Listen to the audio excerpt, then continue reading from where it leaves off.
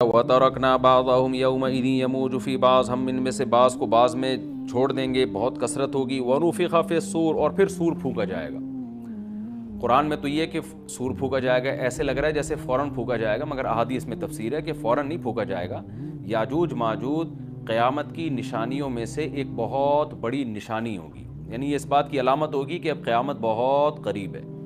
تو حضرت عیسیٰ ابن مریم علیہ السلام جب نازل ہوں گے، میں تھوڑی سی ترتیب بیان کر دیتا ہوں کہ کیونکہ بات یاجوج ماجوج کی چل رہی ہے تو اس سے منسلک جو واقعات ہیں جو اس دور میں ہوں گے وہ بھی میں اسی لیکچر کے ضمن میں بیان کر دیتا ہوں۔ ہمیں صحیح حدیث سے یہ پتہ چلتا ہے کہ قرب قیامت میں جب مسلمان بہت کسمہ پرسی میں ہوں گے تو خراسان سے لشکر اٹھے گا۔ خراسان یہ افغانستان اور ایران کا حصہ، اس علاقے کو نبی صلی اللہ علیہ وسلم کے دور میں خراسان کہا جاتا ہے، جس میں قندھار بھی آتا ہے، ایران کا بھی حصہ آتا ہے اس میں۔ تو یہاں سے لشکر اٹھے گا، مجاہدین لڑیں گے، بہت بڑی تعداد میں دنیا میں جہاد ہوگا، کیونکہ مسلمان ظلم کی چکی میں پس کے تنگ آ چکے ہوں گے، اور لڑتے لڑتے حدیث میں آتا ہے اتنی بڑی بڑی لڑائیاں ہوں گی کہ 1/3 مسلمان شہید ہو جائیں گے اس میں، 1/3 مجاہدین جو لڑنے والے ہوں گے، اور 1/3 جو ہوں گے وہ میدان جنگ سے بھاگ جائیں گے، اور 1/3 کو اللہ فتح عطا فرمائے گا۔ تو جو 1/3 میدان جنگ سے بھاگ جائیں گے، نبی صلی اللہ علیہ وسلم نے فرمایا ان کی توبہ کبھی قبول نہیں ہوگی۔ جو 1/3 شہید ہو جائیں گے وہ افضل ترین شہداء ہوں گے اس وقت کے، اور 1/3 کو اللہ تعالیٰ غلبہ عطا فرمائیں گے۔ ایک واقعہ تو ہمیں قرب قیامت میں نبی صلی اللہ علیہ وسلم سے یہ ملتا ہے صحیح حدیث سے۔ دوسرا ہمیں یہ ملتا ہے کہ قرب قیامت ہی میں مسلمان قسمہ پرسی کا شکار ہوں گے، تو تلاش کریں گے حضرت مہدی کو، کیونکہ حضرت مہدی وہ شخصیت ہیں جن پہ تمام نیک لوگ جمع ہو جائیں گے اور وہ مسلمانوں کی میدان جنگ میں کمانڈ کریں گے، جہاد میں کمانڈ کریں گے۔ تو ان کو بیت اللہ میں تلاش کیا جائے گا، وہ رسول اللہ صلی اللہ علیہ وسلم کی اولاد میں ہوں گے، اور لوگ ان کو پہچان لیں گے، اہل اللہ پہچان کر ان کو اپنا امیر بنائیں گے، اور ان کی قیادت میں پھر لڑائی اور جہاد شروع ہوگا۔ اور یہ لڑائی جب دمشق میں لڑائی ہو رہی ہوگی تو دمشق میں عصر کی نماز کے وقت حضرت مہدی،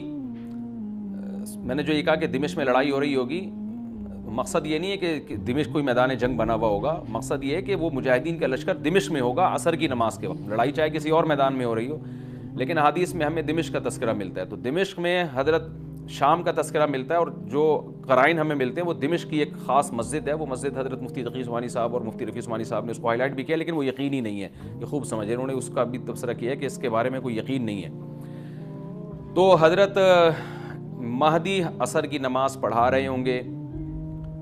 لوگ امامت میں آپ کے پیچھے کھڑے ہوں گے، یہاں تک کہ مسجد کے مینار پر، آج بھی وہ مینار موجود ہے جس کے بارے میں غالب گمان ہے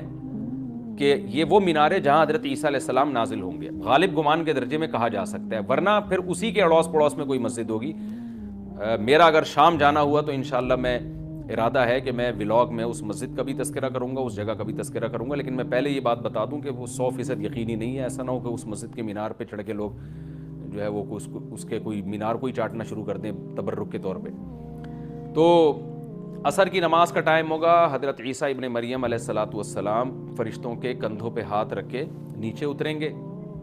نماز کے ٹائم پہ، یعنی آسمان سے مینار تک آئیں گے، اور پھر مینار سے آپ کے لیے سیڑھیاں لگائی جائیں گی، سیڑھیوں کے ذریعے مینار سے نیچے اتریں گے،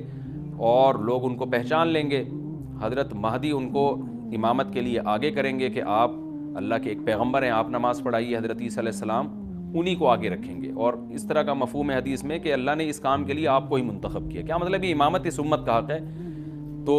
حضرت عیسیٰ ابن مریم علیہ السلام کا جو کام ہوگا وہ جہاد ہے اور یہودیوں سے انتقام لینا۔